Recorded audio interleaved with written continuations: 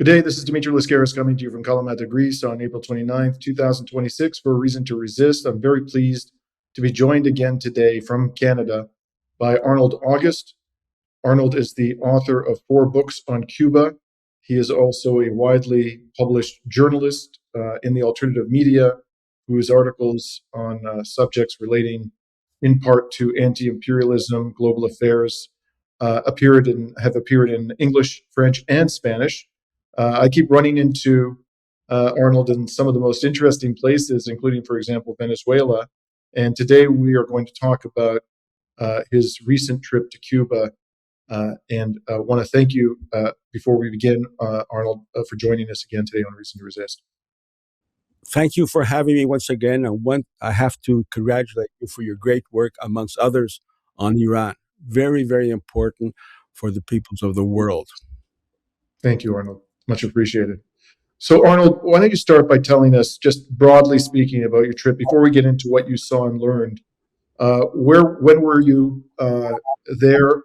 What parts of the country did you travel to, and what prompted you to go to Cuba at this time? Well, I was invited to be the delegate, I guess, from Canada for an important international conference for journalists that took place from the 14th to the 19th of April, four or five full days, where I had a chance to exchange with other journalists from around the world, and I was very happy. I was there, amongst other things, to present my 4th book on Fidel Castro, so far only in Spanish, soon to be published in English. So that was my main activity there. And I was really happy to be interviewed from about, 4 or 5 different TV outlets from Cuba and around the world, which is completely different from the treatment that I get in Canada, where despite all of my knowledge about Cuba, Venezuela, they never reach out to me. What is your view? What's happening in Cuba? What is your view? No, but in Cuba, it's different. The international media there are interested in the views of people like us. Mm-hmm. And what I saw there, go ahead. In what parts of the country did you visit while you were there? I was only in Havana for those 4 or 5 days, but they were very fruitful because I was able to exchange, aside from the foreign guests, with my Cuban colleagues. I'm in touch with my Cuban colleagues, other journalists, academics, specialists in the Cuban political system for decades. We exchange by WhatsApp, by email, on very contentious ideas, such as what is happening in Cuba at this time, what are the options. But there I was able, in the evening, after all of the events, able to sit down with them in an individual basis to grill them about what is happening in Cuba, what is the situation, what is their respective views. And what is interesting, Dimitri, given the current offensive by the Trump administration against Cuba, normally when it is said that if you ask 10 Cubans a question on an important issue, you will get 10 different answers. However, this was not the case when I was there during those few days. They said what they said, all of them said exactly the same thing regarding Trump and his plans for Cuba. Both options for him are on the table: military intervention as well as non-military intervention. That was the basic feedback that I got. I was a bit surprised. I thought people would say there will be no military, but they said both options are on the table. And I think they're right. Knowing United States imperialism and Trump, anything that can be used. But the other thing that came out very clearly, if I may say, that is, in speaking with my Cuban colleagues, who are all members of the Communist Party of Cuba, revolutionary, etc., what they said and what Miguel Díaz-Canel said as president came out very clearly. If the United States decides to use some kind of a military operation, physical military operation, we will defend ourselves. Like I heard Miguel Díaz-Canel 3 times during my 4 or 5 days there. Once was a public meeting, another was a semi-public meeting, and I had the opportunity, the privilege, to be in a very small private meeting in the Council of State, where Miguel Díaz-Canel met with some of the delegates there. And he said very clearly, as he said publicly, we are a people of peace. We do not want war. However, If the United States interferes, we will defend ourselves. And he mentioned several times, I'm ready to give my life to defend the sovereignty and the dignity of the Cuban people. I was expecting that, of course, but to hear coming from the leader of a country under siege just a few meters away was quite impressive.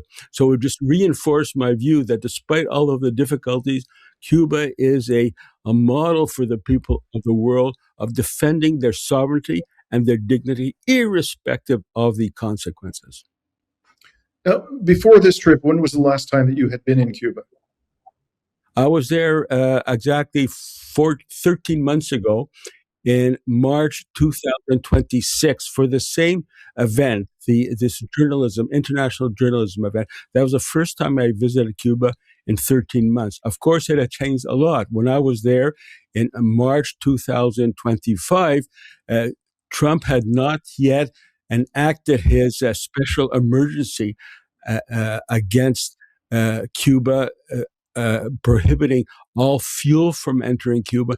And especially when I was there in March 2025, that was before the infamous January 3rd U.S. attack against Venezuela, where they illegally captured, kidnapped the president and the first lady. That was, a momentous event for Latin America and the world. So things had changed drastically from March 2025 to April 2026.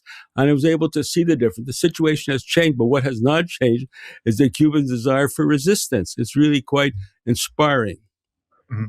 And so, what is the energy situation like there, Arnold? Were there regular blackouts in the capital? And if so, how long Well, did they last? yes, there has been major changes regarding solar power. For example, from 2025 to 2026, the solar power alternative to fossil fuel in that short period of time went from 6% of the daily needs to about 20% of the daily needs. And get this, by February 2026, the solar power alternative will account for 38% of the total daily needs. And I have to, if I may, underline the importance of China and spearheading this, what I would call a it's so important, the solar revolution. I say Cuba had two revolutions, one in 1959, and given the international situation and the use of the United States of fuel, Cuba is going through a second revolution. This time, I would say that a solar power revolution. For example, from 2023 to 2025, Chinese investments in solar power alternative went from 5 million to 117 million. And this is really important. In 2028, in a couple of years' time, get this, if one compares the solar power alternative that will be available to the Cuban people in 2028, in a couple of years' time, it will be the equivalent of the entire fossil fuel source that is counted upon by the Cuban people at this time. So I don't think it's an exaggeration to say that a solar revolution is taking place, a second revolution, if I may say. And in the news, it was reported recently that the Russians managed to pierce this blockade and deliver an oil tanker to Cuba to tide it over as it undergoes this transition to solar energy. Did you hear anything about that? Did you learn anything about that? And if so, to what extent has that made a difference? It has made, in fact, this is one of the first things that my Cuban colleagues said to me when I spoke to them was that the Russian dared to defy Trump and sent one cargo, a huge cargo ship of fuel, and that had a direct impact on the availability of electricity on the island. It makes a big difference, and perhaps China is planning for another shipment. So I have to say, between China and Venezuela, between China and Russia, they are making an important contribution. I would also like to add that thanks to the Iranian resistance of the U.S. Israeli aggression against Iran, Trump has his hands full. He's a very difficult situation. The fuel prices are increasing. His his approval rating is going down. Most of the people oppose the war, his war against Iran, in the same way most of the people oppose any plans that he may have to invade Cuba. So, because of the international situation coming out of Iran, the situation is quite favorable, even though, of course, we cannot be overly optimistic because we know U.S. imperialism, whether it's Trump or someone else, they are fighting for their life to try to maintain their hegemony, their so-called hegemony in the world. They're losing track, and they're trying to desperately hang on to the power that they had in the world before. That was actually going to be my next question. I was going to ask you whether your Cuban comrades had indicated that the ferocious and formidable resistance of the Iranian government and people had changed the situation for them, and it certainly sounds like it has, at least for the time Yes, being. Yeah, and when it yes. comes to aid that has been given to Cuba by Russia, China, and perhaps others, is it, do you believe, based on your conversations, what you saw, that some of that aid is of a military nature to help Cuba to defend itself in case of a military assault? From other countries? Yes, from other countries. No, country. No, there is no indication at all that other countries such as Iran, China, or Russia are helping militarily.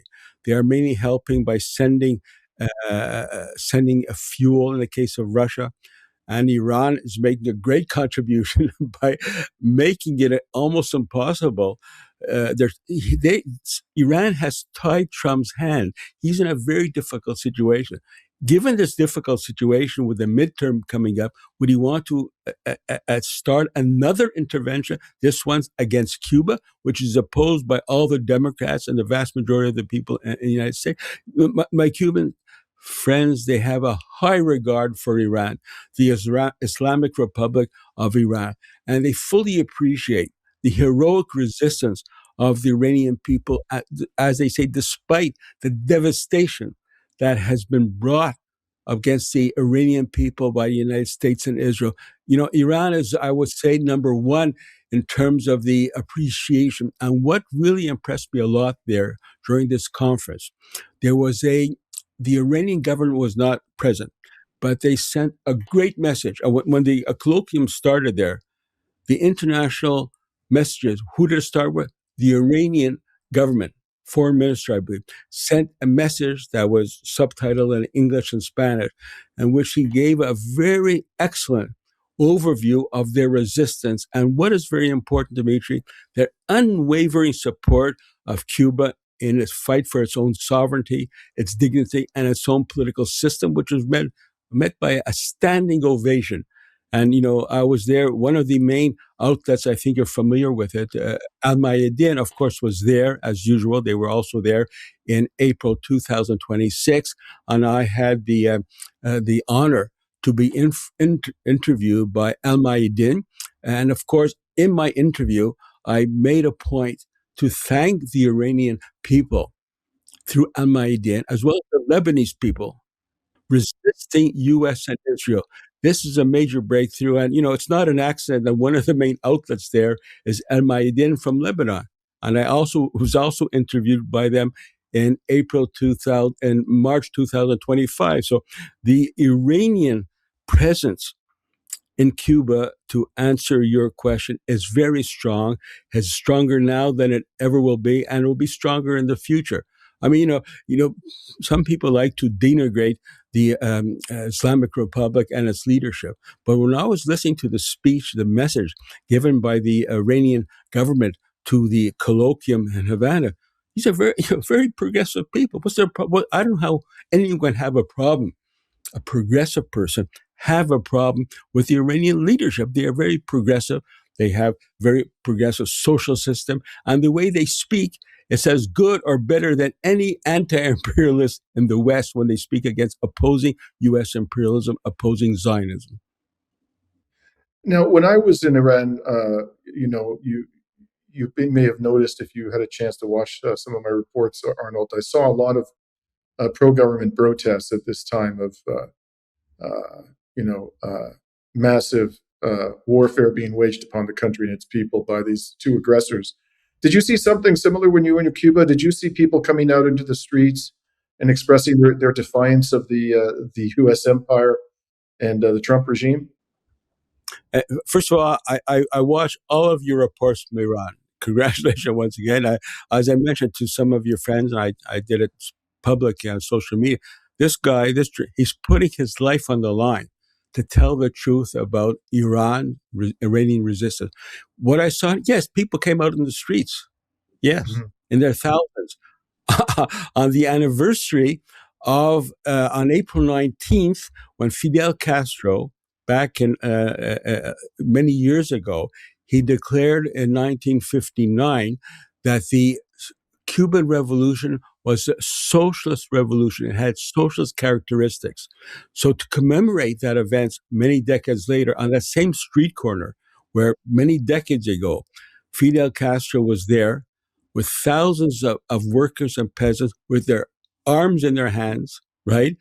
Supporting the declaration that Cuba from now on is developing a socialist revolution. So on the anniversary of that event, on the street, on the same street corner in Havana, yes, people came out on the street, the thousand, but to support that historic event and the determination of the Cuban people, despite all the difficulty, to continue along the socialist path.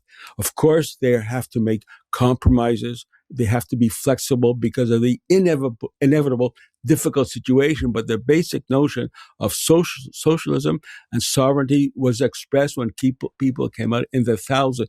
I was just walking, I had some very little free time, just walking around the streets of Cuba. I shot some video. This state, according to the State Department and the U.S. media, Cuba is supposed to be a failing state, a collapsing state. So I spent some time walking around Havana. So everything was normal. It was a Saturday night. So you had, amongst other things, it was the week off for the school children. So the Ministry of Culture organized cultural events, bands singing, etc., dancing in the streets of Havana, and you have families there, despite the difficulties, of lack of transportation, were coming out to enjoy these cultural events there, as well as people, wandering around, buying food where if they can have it. But at the same time, I could not help but notice, you've been to Havana a normal period of time on a Saturday night or whatever, or any time in the evening, the Malecon is literally have thousands of people from one end to the other, just walking around, lovers, people playing music and all that, and embracing themselves, talking along the Malecon, thousands. But I have to say, this time around, the Malecon was deserted. Why? Because the transportation is down to zero. Even though there's an improvement, people don't have the transportation, the means to go from their house down to the Malecon as they were able to do several months ago. This was very noticeable, very disappointing. But at the same time, with the advance, like just recently, a Cuban scientific institute invented a way to convert Cuba's very thick oil into oil that could be used for modern transportation. This perhaps will affect itself, will carry out in the coming months, maybe years, and we'll once again see, even if the blockade by Trump carries on, once again we will see that very happy scenery where thousands of people walk along the Malecon because will have had the transportation to participate in that very important evening events that take place almost every night in that beautiful city. And lastly, Arnold, people who want to support the Cuban people at this time, in your opinion, what is the best way they can do that? What do the Cuban people need most from us? Well, I think, in my view, the most important thing is there are different petitions being carried out. For example, in Canada, there's one being carried out in Canada by Common Frontiers, in which they are asking people to write a letter to Mark Carney and every member of parliament, irrespective of the party, to take a stand in support of Cuba, increase its aid, and Canada has lots of fuel. They should send that fuel to Canada. That's one way. The other thing is there is people the different organizations are taking organizing collection of funds. For what reason? To send buy power, uh, buy solar power panels and send them to Cuba.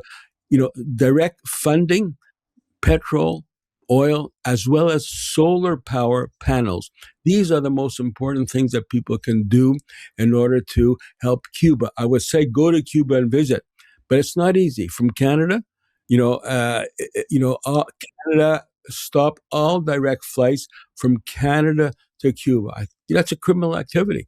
As you're also from Canada. Millions of people have been to Cuba.